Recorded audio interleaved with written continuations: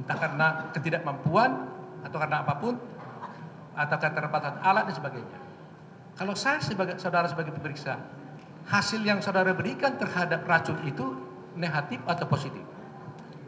Sebentar dulu, saya tanya. Kapasitas saya sebagai apa diminta? Sebagai seorang ahli toksikologi. Sebagai seorang ahli toksikologi yang meriksa. Saya jelas pertama tolak. Karena saya tolak, saya tidak pernah mau melakukan pemeriksaan. Karena aturannya yang bisa melakukan pemeriksaan pro justisia adalah laboratorium yang ditunjuk untuk bisa melakukan pemeriksaan pro justisia. Baik. Kalau gitu saudara tidak memeriksa, saya minta saudara memberikan analisa seperti sekarang ini. Saya akan bertanya, dasarnya untuk apa? Ya, dalam persidangan ini, Saya saudara tidak kan mau bisa, karena saudara persidangan di sini pro justisia. Saya tidak berhak secara hukum untuk melakukan pemeriksaan sampel pro justisia karena saya bukan memiliki lab, saya bukan memiliki kapasitas untuk melakukan pemeriksaan pro justisia. Dan mengikuti tidak melakukan pemeriksaan. Saudara di sini kan katanya kan menerjemahkan, memberikan analisa terhadap data yang dikasih penyidik. Nah, sekarang saya tanya kepada saudara sebagai ahli. Katakanlah saya kasih data kepada saudara. Datanya adalah tolong periksa ada racun enggak di tubuh korban ini. Kemudian saudara periksa dengan alat. Alatnya ternyata tidak mampu mendeteksi adanya racun. Nah, kalau saudara tidak dapat temukan racun berdasarkan alat yang saudara gunakan, hasil yang saudara berikan apakah negatif atau positif terhadap racun itu? Yang analisa ya. Bukan memeriksa. Ya. Pendapat ahli lah, kan ahli kan. Tolong diulang sepengertian saya apa yang saudara pengacara sampaikan, pembela hukum sampaikan. Kalau saya dapat data, kemudian diperiksa dengan alat, seperti itu. Ya. Selama ini saya hidup nggak pernah data bisa diperiksa dengan alat. Alat ukur adalah memeriksa sampel. Yang saya terima adalah data hasil ketikan yang hasil pemeriksaan laboratorium yang memenuhi syarat secara hukum. Di situ jelas alat apa yang dipakai.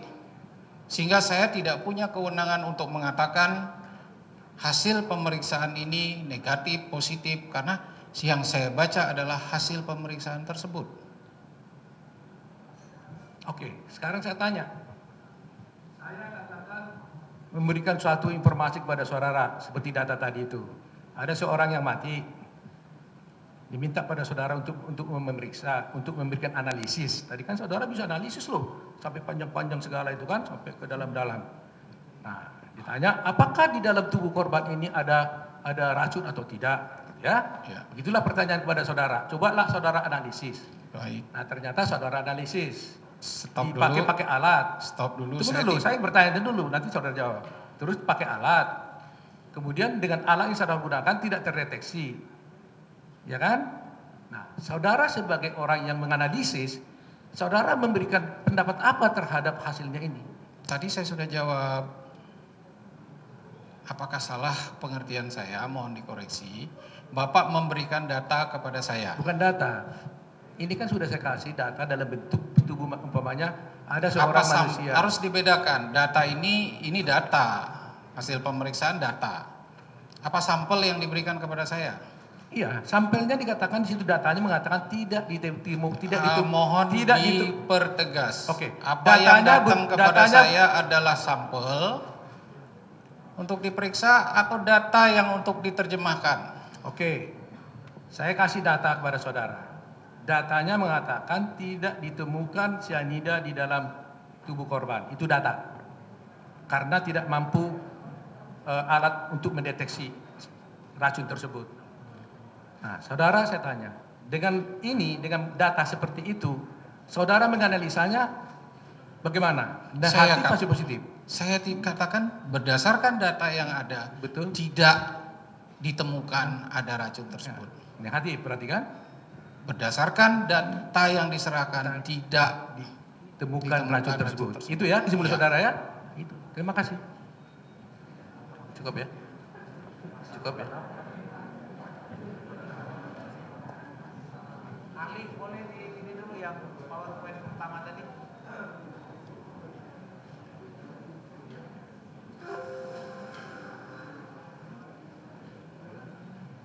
Ini yang pertama ya, efek cyanida pada korban. Ya, Dari penjelasan saudara tadi tentang ini, dari 3 informasi ini, ya, akhirnya saudara mengambil ini penjelasan saudara tadi yang saya dengar, mengambil kesimpulan korban meninggal dunia karena cyanida.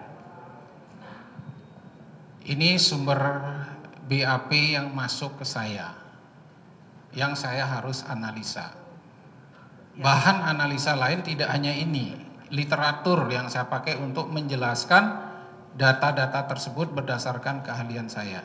Sehingga muncullah kesimpulannya seperti yang Mulia sampaikan. Dari informasi ini, Dari BAP yang ada dan literatur.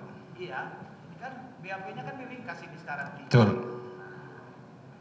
Nggak usah jauh-jauh, karena Ya. itu dari kesimpulan saudara.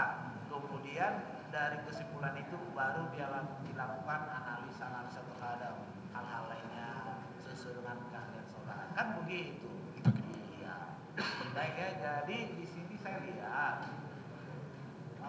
dari data BAP lapor ini singkat, tapi kan banyak. Iya.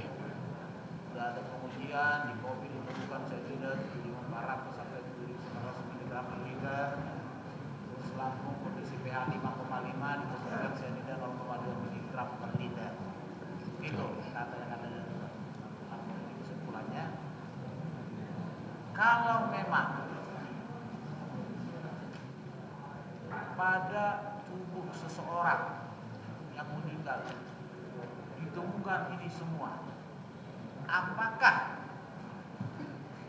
lambungnya kalau diperiksa pasti seperti itu, seperti yang dianalisa atau disimpulkan BAP kedokteran, korosif yang hebat disertai dengan pendarahan di seluruh permukaan lambung?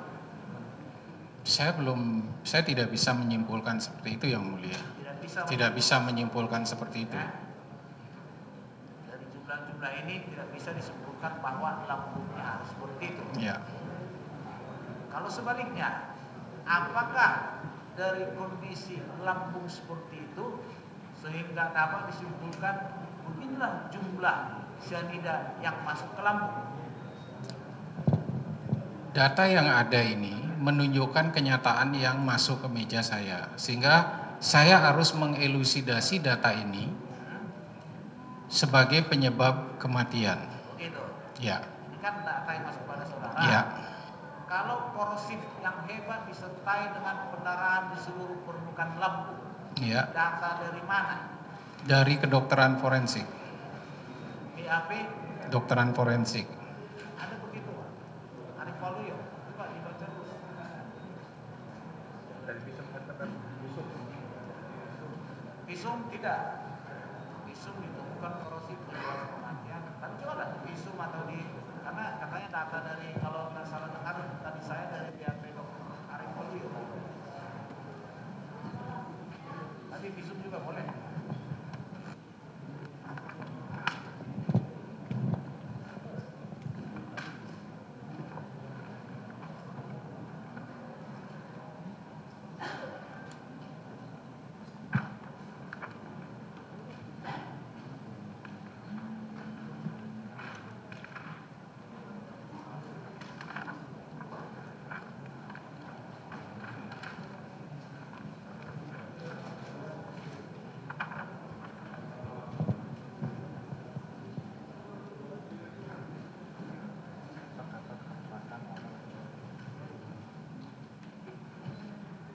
Korosif yang hebat disertai dengan pendarahan di seluruh permukaan lambung.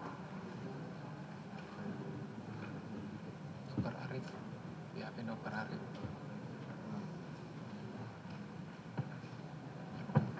Main rasanya pada lambung itu terus ini, maka korban akan mengalami perasaan ketupat. Mohon izin kami bacakan PAP